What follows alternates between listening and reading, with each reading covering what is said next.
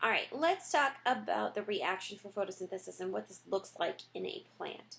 So, for photosynthesis, we have 6 carbon dioxide and 6 water that are entering into a plant cell, more specifically the mitochondria or the chloroplast in that plant cell. And you're going to make a glucose, which is C6H12O6, and 6 oxygen, okay? So plants give off oxygen. These come out of the reaction. And plants take in carbon dioxide and water. So you have input and output of this reaction. This takes place in the presence of sunlight as well.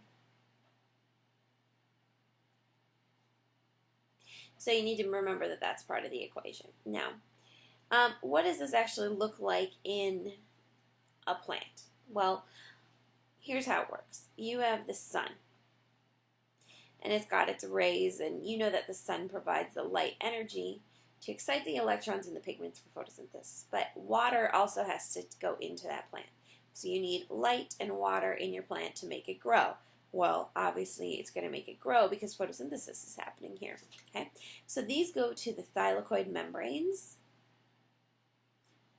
which, remember in class, looks like a little stack of pancakes. It's the outer layer of the stack of pancakes inside a cell.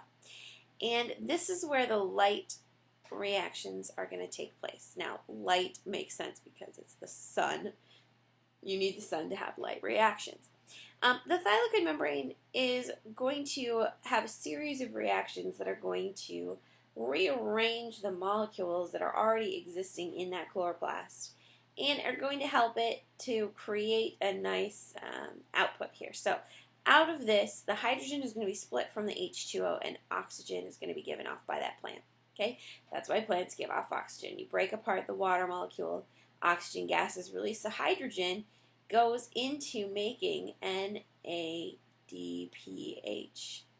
which is an electron carrier. It is carrying this hydrogen atom.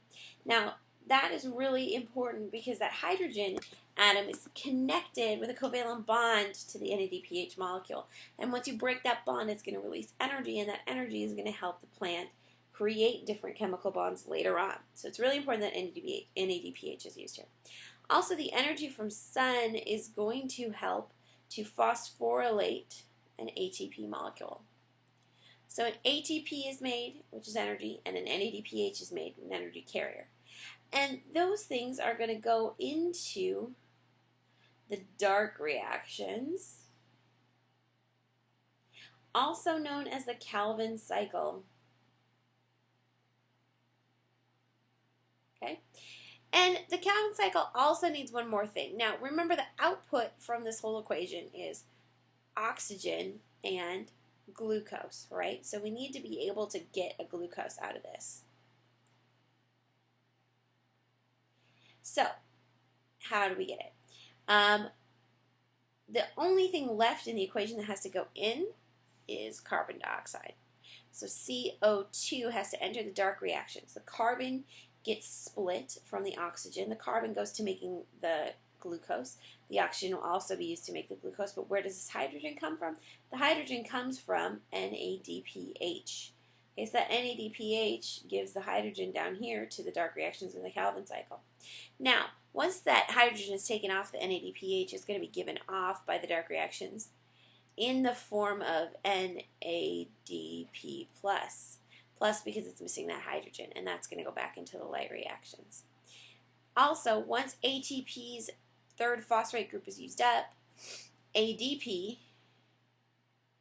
and a phosphate group are going to also go back into the light reactions to be remade. Okay, so the center part of the ATP, ADP, NADPH cycle, that's cyclical. Okay, so NADPH is made, it's used, given off as NADP+. ATP is made, used, given off as ADP and a phosphate. The water needs to have a unique source. The carbon dioxide has to have a unique source. This is not a cycle here. Water's not going to go out of the equation and then come around back in. This part is cyclical. This means, though, that there is no net energy made.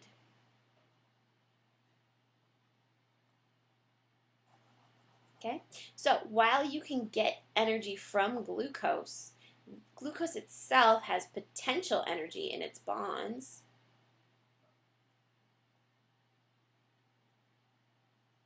Remember, you can break apart the bonds and get energy out of them, but it doesn't have actual energy like ATP molecules that are made.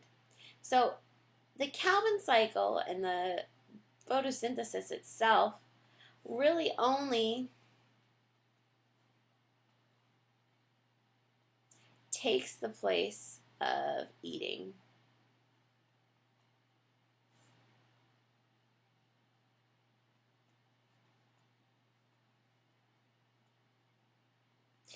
For a plant. So can the plant eat? No, it can't go hunt down its prey. So photosynthesis has to eat for the source of glucose. Okay? One thing to remember too is that plants have mitochondria.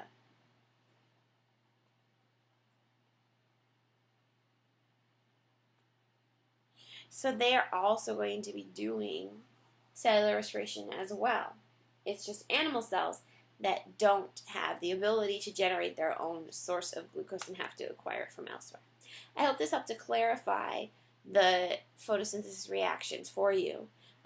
Study up on those. Try to remember the cyclical parts of it and the inputs and outputs, and you should do well in this unit.